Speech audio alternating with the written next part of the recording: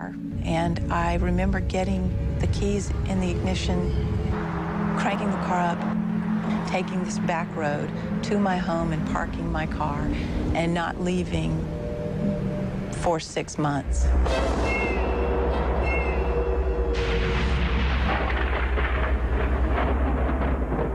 I stayed in my house and literally cried every day.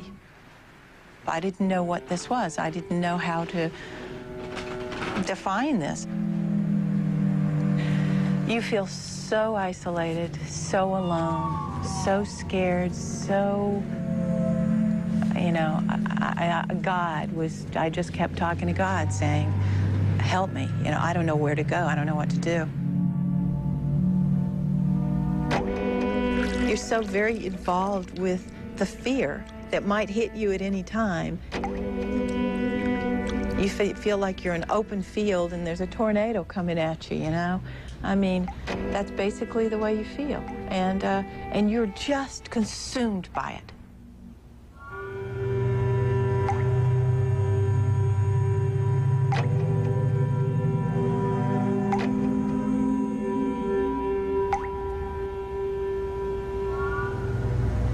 I wasn't about to go on in my life. I'd rather, you know, at that point in my life, and, you know, I love life. I'm crazy about life. I'm crazy about the future. I'm crazy about everything I haven't experienced. But at that point, it was beating me up so badly that, you know, I wasn't sure if I could live in my house the rest of my life. I'm not sure what would be better, to not live at all or to live like this. Well, anything would have been better than living like that.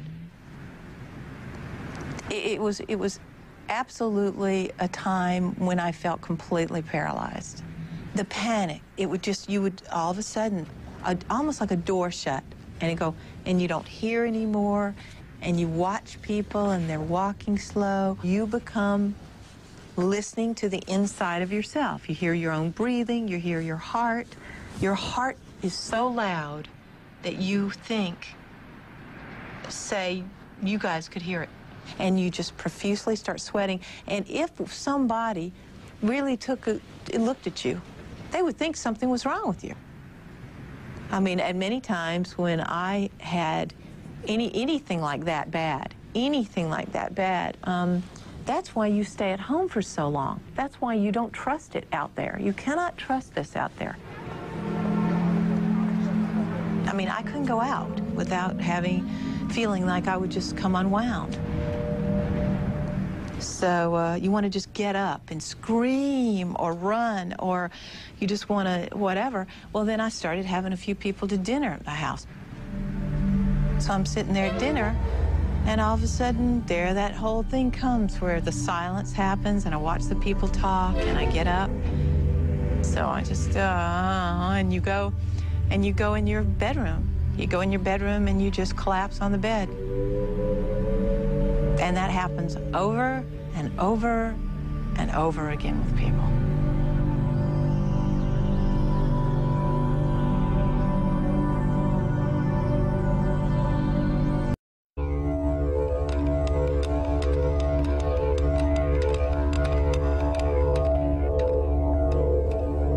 We think millennia ago, when our ancestors lived in caves and had these kinds of challenges almost daily, that those who had this kind of reaction, this fear reaction, this panic, this surge of adrenaline that runs through your body, tended to survive. They were able to escape the saber-toothed tiger or the marauding tribe, or they were able to fight more effectively. And they passed their genes on down to us. And sometimes these days it's a curse. The speculation here is that to defend oneself against a threat, whether one is attacking the threat, fighting the threat, or fleeing the threat, requires the body to be mobilized, for heart rate to increase, for the muscles to tense, and so forth. And some people have suggested that a panic attack is, in fact, this evolved reaction that just happens to be occurring at the wrong time, in fact. Probably the one way to describe panic would be if you got up and went to work every day and tried to do your job, came home, tried to live your life. But about 3 times a day, there was a possibility you'd be struck by lightning. It wouldn't kill you, but the lightning would kind of hit you on the back of the neck or on the head and course right through your body and come out your feet. And you never knew during the day when that was going to happen.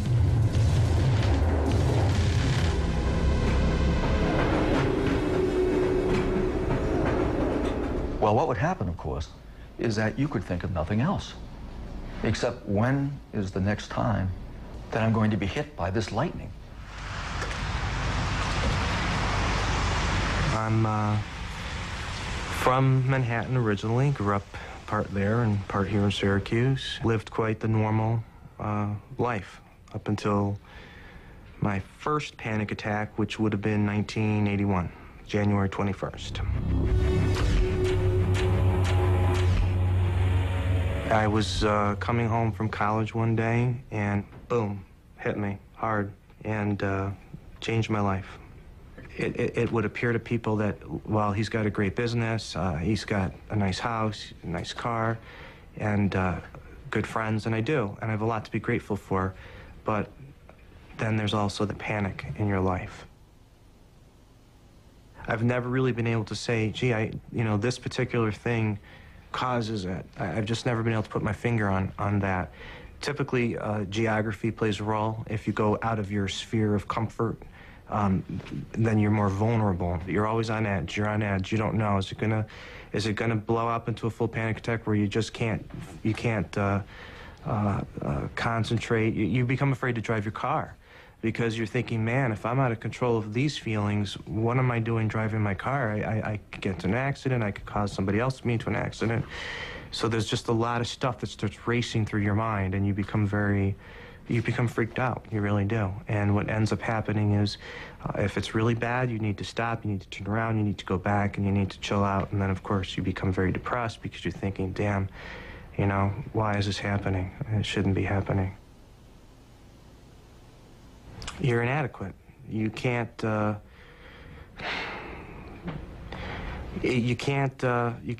perform and do things that other people do. But I think more than the shame for me is just the fact that I get angry thinking, I'd like to go to St. Thomas, or I'd like to go to California, or I'd like to do this, and you can't.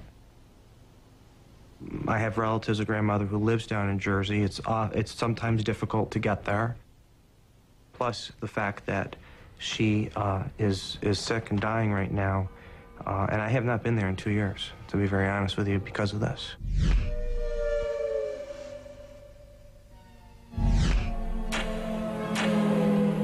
Well, we're gonna get in the car, we're gonna head down. Typically, people with panic, or more significantly probably me, you tend to hide it, you internalize it. So I'm going to try and verbalize what I'm feeling as I'm going through it, but it's always been my deal to hide it. So, and I think most people do, but as we head down the road, you'll see me getting tenser and tenser and tenser.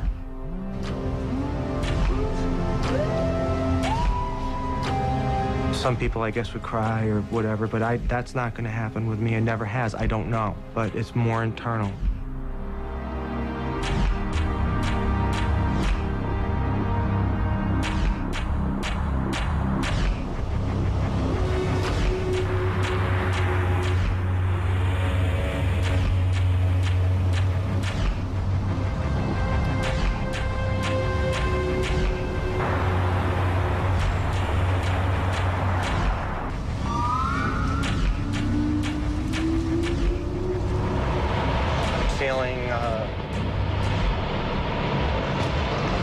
My stomach is very tight right now. My throat's very tight.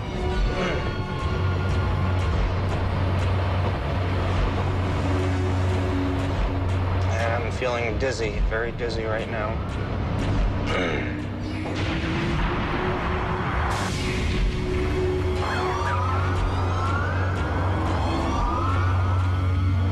I feel like you feel like you're disassociated with everything around you. You don't feel like you belong. It's dark out. It's misty. I just want to go back to where it's more comfortable, where I don't have these feelings. Right now, my back is tense, my legs are tense, my mouth is dry.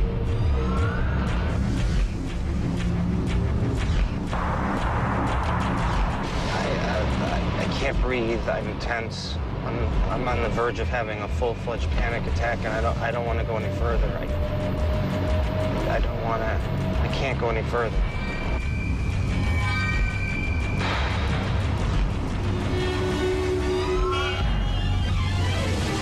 Whoa, too fast, too fast.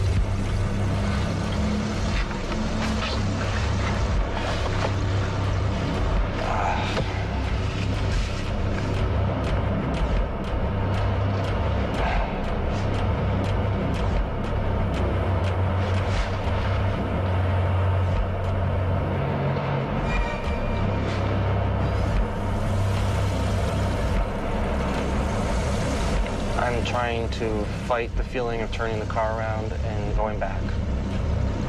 I'm just trying to be here and then be okay and continue on.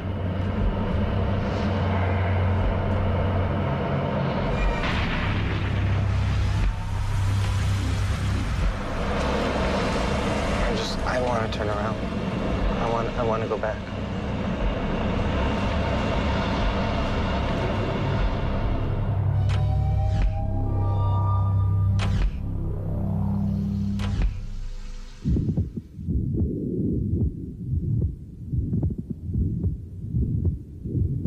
The notion of sort of a safety zone or an area of safety signals to it, or sort of a geographical safety zone, is usually used in reference to the problem of agoraphobia. People who often have panic attacks will develop agoraphobia. What that means is that there are certain areas that provoke considerable trepidation and anticipatory anxiety. They tend to avoid these certain areas. There's other areas where they feel relatively comfortable. But of course, people with panic and agoraphobia don't fear these places per se. What they fear is experiencing uncued panic attacks in places where safety is not present, where help may not be available, where escape may not be easy.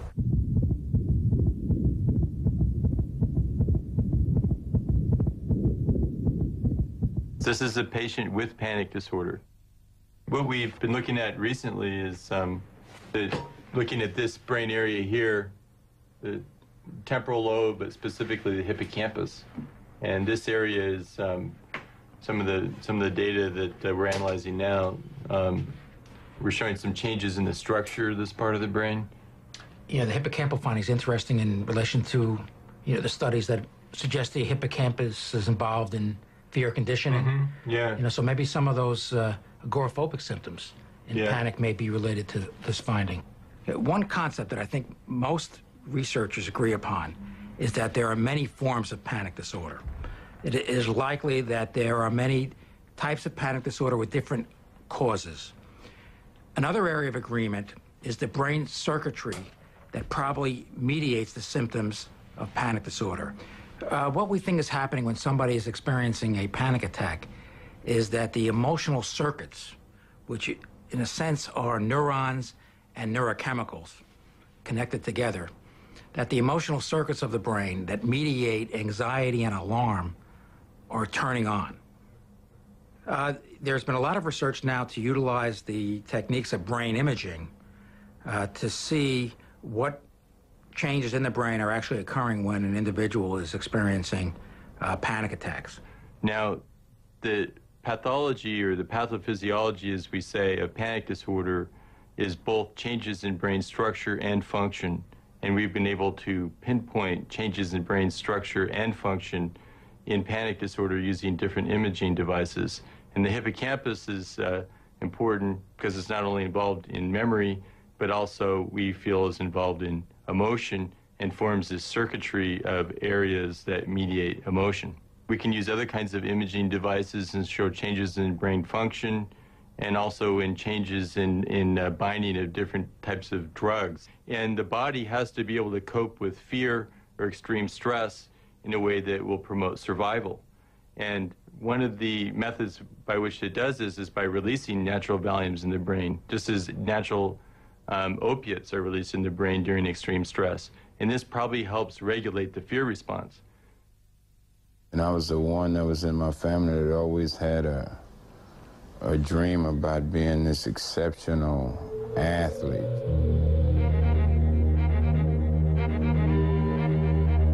Thank God he gave me that talent.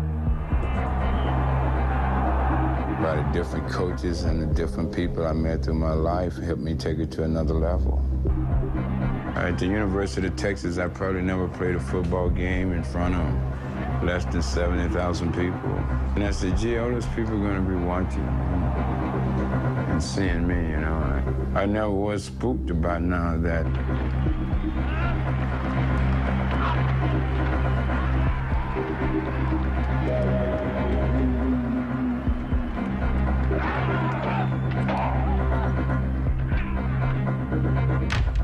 I thought I was supposed to be at a point in my life that after I had done all that football stuff, and I'm supposed to be able to enjoy all this, and all of a sudden, you know, something spoiled that. One day I was on my way back to Houston, and I went through this little town called LaGrange, Texas. I got to this red light, and I went to pull off, and something happened in my chest. My heart, it just felt like something left my body, you know. It's like somebody coming and taking something away from you that's been in there all your life, and you notice that's there. And then my heart started racing, and then I started kind of like hyperventilating. I mean, I just didn't feel like Earl felt 5 minutes ago, you know. It's like when the light turned green, I didn't know whether to take off or maybe stay there for a while. I started thinking immediately, you know, that my father died of a heart attack at a young age. Gee, I got 2 boys. Maybe all this stuff is going on. And that was the very first time that I was at the point that I didn't know what had happened to me, like for 10 or 12 minutes, you know. A doctor lived across the street, and he came over and checked me out, and I'm crying, I'm sweaty, and he's saying everything is okay, and I'm saying, no, man, I had a heart attack, I had no idea.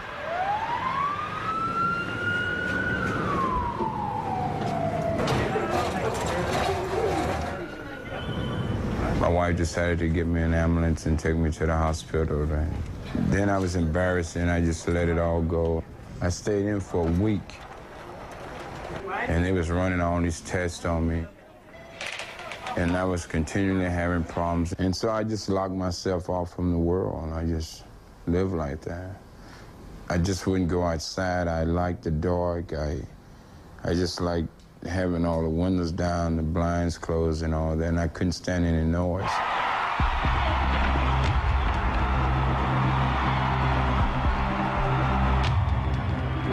The guy had 36-inch thighs and weighed 236 pounds, was a little bitty rubber thing, you know, that he couldn't control himself.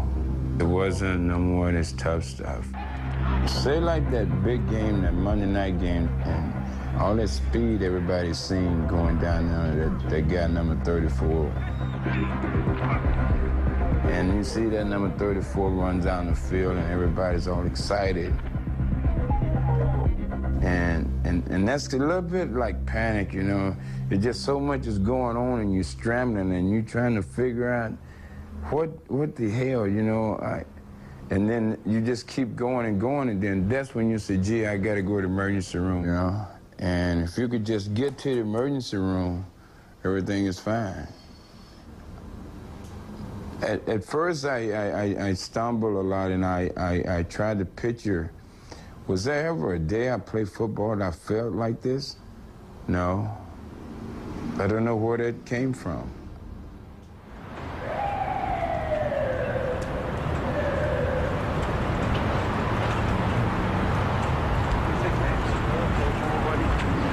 Okay, we're going to begin the study by placing some electrodes. These are to measure your heart rate throughout the study. To try to define panic, we have to go beyond the symptoms and to try to figure out what physiological changes occur when the panic is on. Next, I'm going to be placing this nasal cannula, which would be right under your nose, and this is to measure carbon dioxide that you breathe out. Probably the most important hypotheses relate to the idea that panic has something to do with respiration. Okay, this plastic will create a seal on the canopy. That's something to do with breathing control mechanisms being out of whack, they're not working properly. Okay, this will be a little bit tight around your neck and maybe this slightly. We'll be able to breathe it. Yes. I think what the panic is a reaction to the body's misperception that it's suffocating.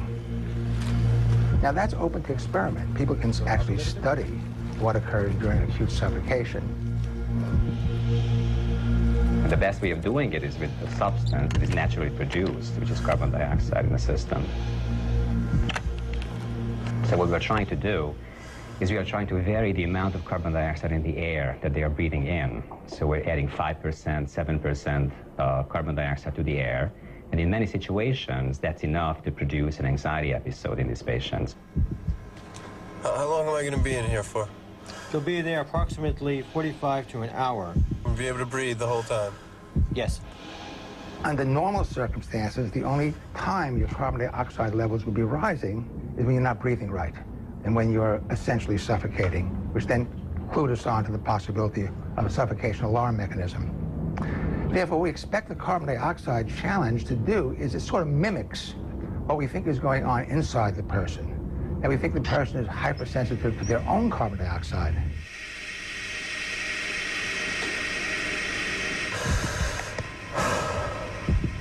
And the most prominent theory is that these patients have a carbon dioxide receptor in the brain, a sensor, that is going to detect the level of carbon dioxide concentration in the air. Okay, I'm going to be asking you some questions now on how you're feeling throughout There are the certain study. antidepressant medications, anti-panic medications that specifically will down-regulate those receptors in the brain. And there are certain psychotherapies that also do the same thing. They will be taught a different kind of a breathing pattern, and they will slow down their breathing. And in combination with various medications, they usually produce a down-regulation of these receptors in the brain.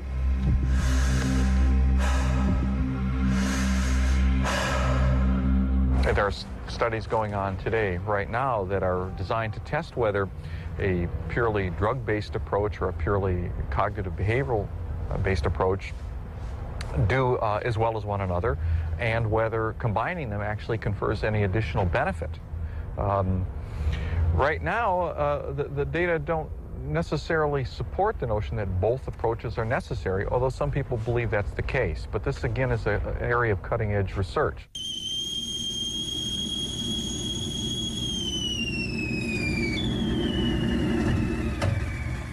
I will have to leave the house in about 5 minutes and feel very dizzy, lots of anxiety. I need to start doing my diaphragmatic breathing, which is really important. Suzanne is a young woman in her late 20s, single.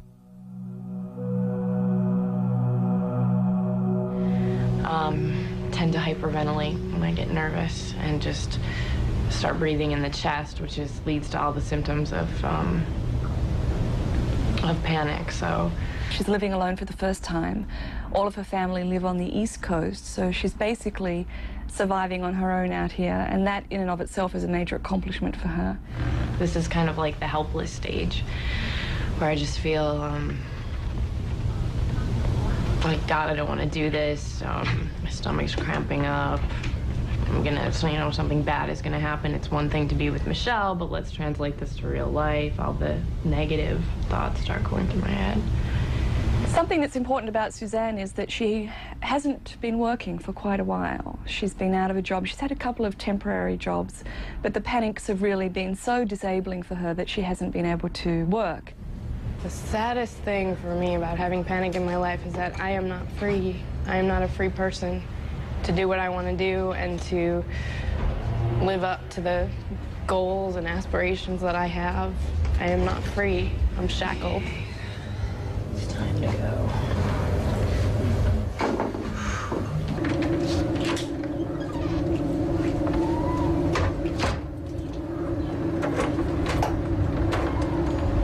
In terms of Suzanne's treatment, we've spent time teaching her about the basics of what panic attacks are, teaching her ways to slow down her breathing and to change the way she thinks so that she doesn't jump to the conclusion that she's about to die or go crazy.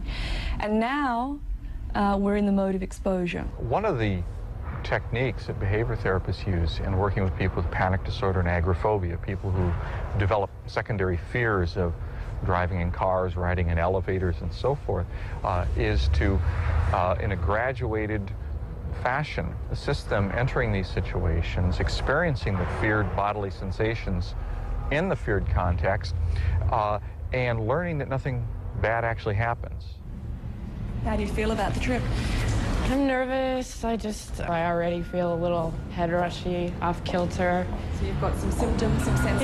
Yeah. I'm just a little dizzy. Just a little, I'm scared, okay. Nervous. Okay. So my therapist, Michelle, has now turned off the air conditioner. It's about 105 in the valley today because I have this fear of suffocating and then passing out. That's how I always feel when it gets really hot. But the goal is to learn that feeling hot does not mean passing out. Okay. That you can feel hot and short of breath, but that does not mean that you're going to pass out. It doesn't mean that you're about to die.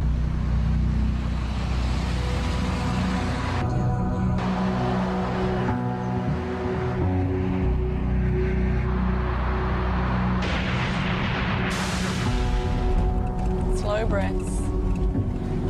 Okay, so the traffic's bad. A little slow. And I can't breathe. There was that statement again. Okay, I know. I feel like I can't breathe. Ugh, now my ears are going. Okay. Take some slow breaths.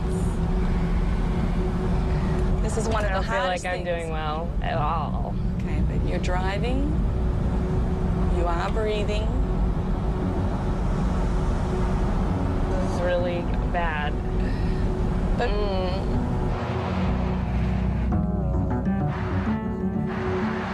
I feel like I'm gonna lose it. Take some slow breaths. That's a good... like, oh God, full-blown panic. Are you in panic? I'm so dizzy. Okay. Let yourself feel the feelings. This is the best time to really learn that it's just feelings. My head feels like it's just gonna implode. Okay. Take some slow breaths.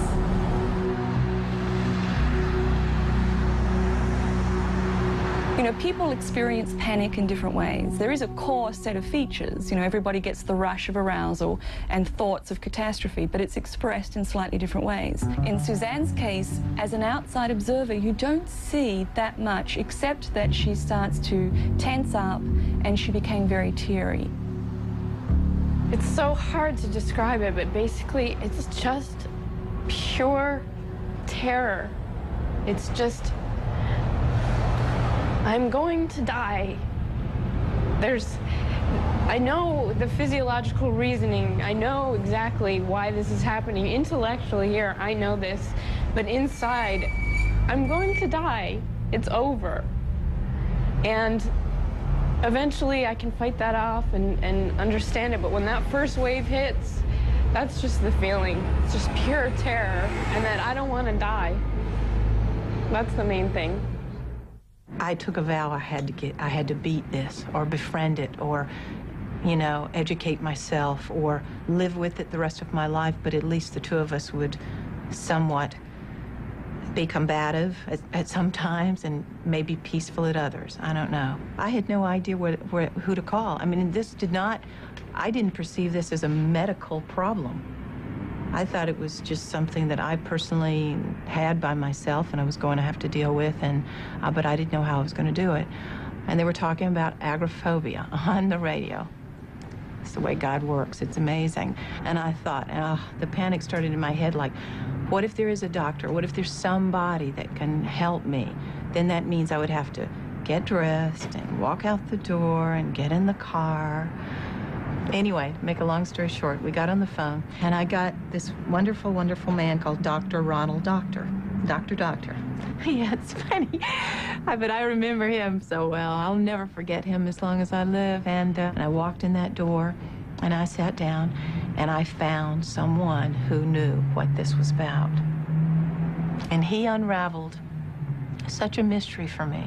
From my point of view, I have to get into how they live their lives, who they are, how they feel inside, and relate to them, and get close to them. I think just dealing with symptoms doesn't address the person. It's like getting a car wash. Dr. never really, he didn't prescribe drugs, so it was not a matter of medications. My therapy was about awareness and education.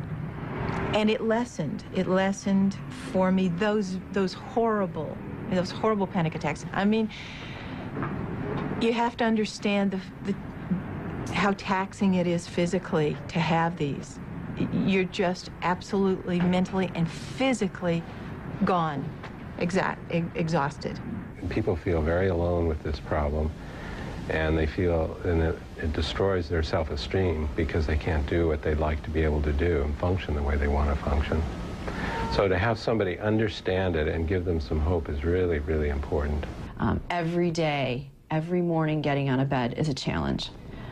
For several months, that was not even something I could do. What's happening in your mind is going a mile a minute. I'm never going to get any better. Am I going crazy? Am I seriously ill? Do I have a serious physical condition? What if I can't get out of bed? What if I can never get out of bed again? You know, what if my husband has to go to work and I can't take care of the baby? I became so anxious at all times. By anxious, I mean short of breath, feeling faint, sick to my stomach, very consumed. The person that I married was this vivacious and beautiful and just very outgoing, energetic person. And over the past several months, this disorder has completely stripped her of that. My husband no longer could even leave the house and leave me alone because I couldn't. I didn't physically think I could handle it. I was very frightened of getting sick on my own or being away from him. I could see it transpire over the course of 10 or 15 minutes, getting ready to leave for work. I could see a look in her eye, and then 5 minutes later, as I was packing my briefcase, that look was there, and it was deep. It was very bothering to see her look like that, and it was a simple matter of leaving for work in the morning.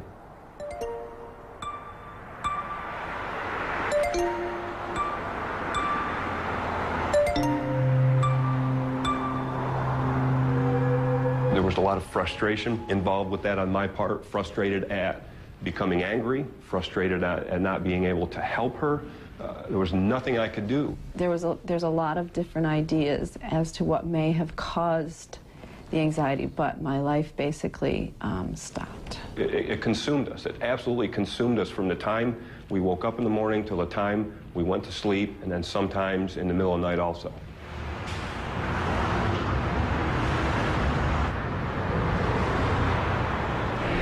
How are you feeling? I'm a little nervous, but not too bad. Any physical sensations you're feeling right now? My stomach's a little knotty, but other than that, a little shaky, you know, like normal, but not too bad. I came because I was at the end of my rope. I came to this clinic to get my life back. I came to this clinic to get my husband's life back. I came because I need to take care of my son, and I need to be a good mom. And one of the most important reasons I came is for me, because I needed to get better. I was sick of being sick. You want to take the elevator by yourself?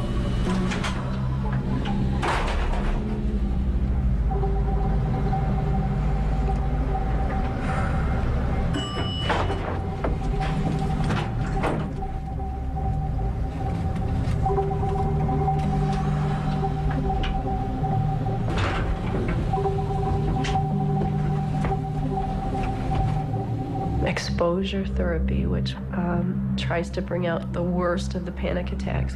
In my situation, what would cause a panic attack was being away from my husband or being in a situation that I'm unfamiliar with. A subway ride. Being in that situation, it was dark at times, or it was underground and you knew that, and just the culmination of all the people in one area and you couldn't get out, there was no way to get out, that just induced a lot of panic.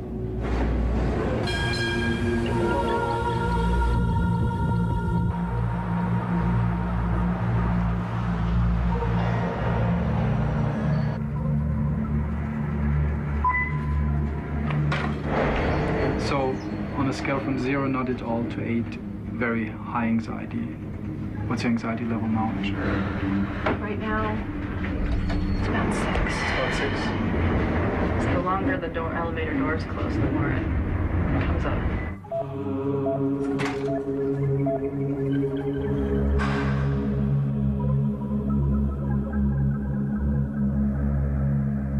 It was very difficult when we went through those panic attacks because it's very frightening, but it helps you to realize that once you're in the midst of a panic attack, 1, you're not going to die, and 2, you're not going to collapse, and that you're going to be okay once it's over, and that it is going to get over.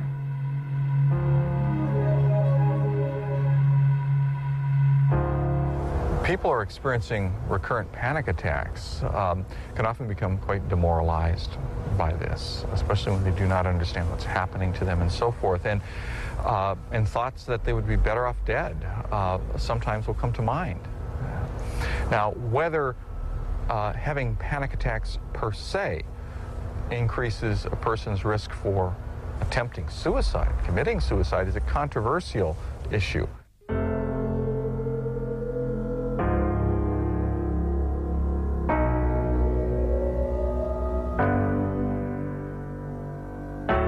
There is a correlation between panic and suicidal ideation. Although it's not quite clear if it's really the panic disorder or the depression that comes with the panic disorder that causes that to happen. Most clinicians think it's when the depression sets in that you see more of the suicidality.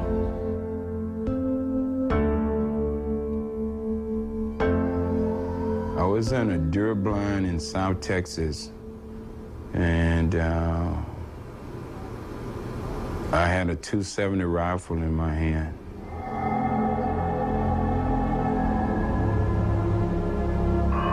We woke up like at 5:30, 6 o'clock in the morning, and everything was just perfect, you know, to go hunting. And when I got in there, and I found the deer that I wanted, I guess that's when I started thinking about killing myself and how I could position the rifle in my legs and do it. And then I decided no. So when it got to be like 9:30, 10 o'clock, we went back to the house, and it's like we're supposed to be on the ranch for like 3 or 4 days. So I packed my stuff and got the hell out of there. And when I got to the main street, you know, it was one of the happiest moments of my life, and yet still, I still wanted to do it. And that's a hard thing to sit here and not only admit to yourself, but admit to the world, you know. And they would think that this guy that has it all, I mean, why think like that? But that was because I had something and I was uneducated about what I had.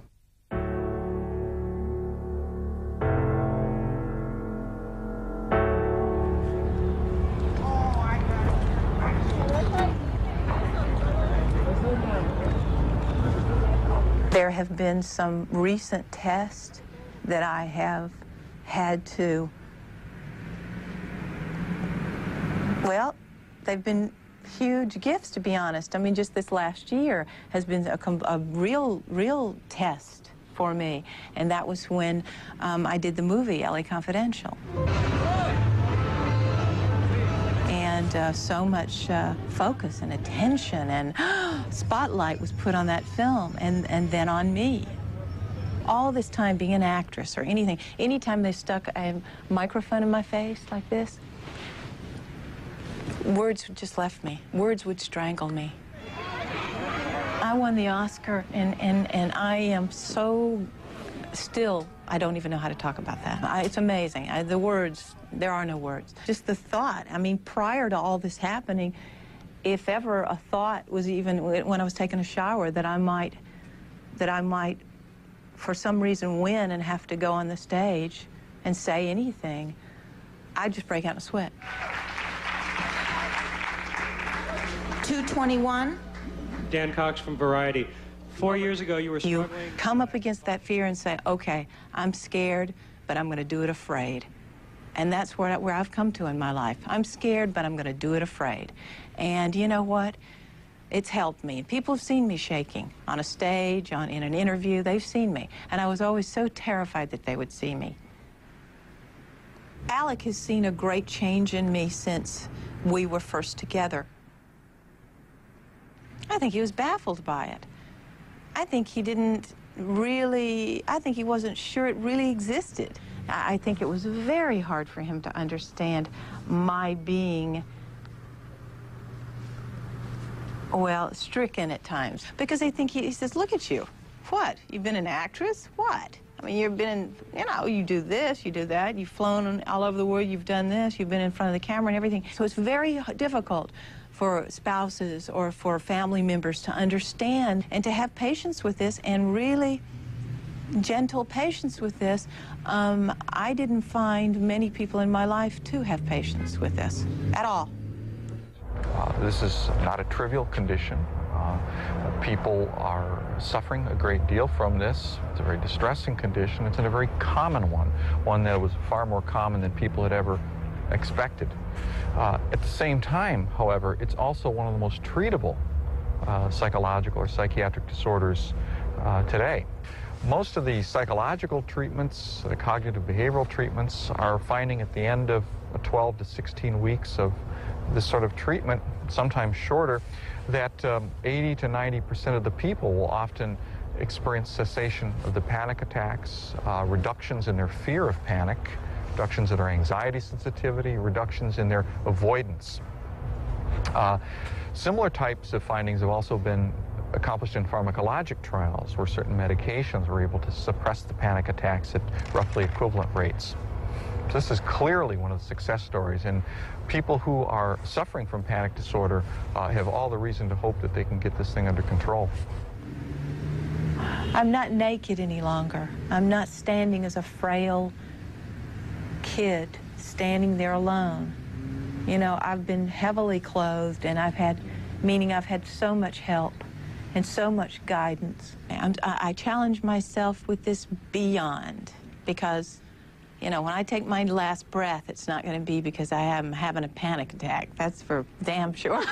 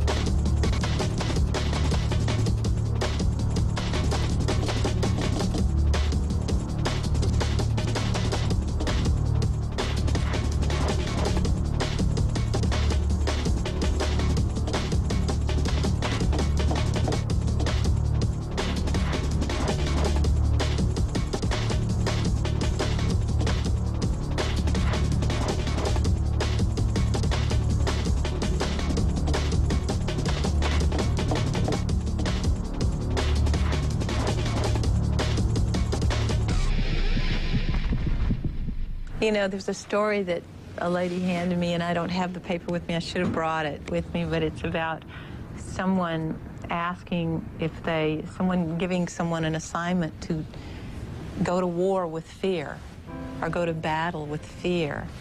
And they go, you know, fear, I want to ask you, what can I do to conquer you?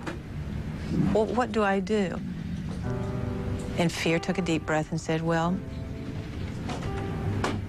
my two strengths are I get in your face and I speak very loudly. She says, well, how do I conquer you? And fear says, the only way you can conquer me is don't do what I say. And that made so much sense to me. So every time I go out and I take a deep breath and there's any anxiety in me, I say, okay, fear, I hear in my head what you're telling me to do, and I'm not going to do it. That's it.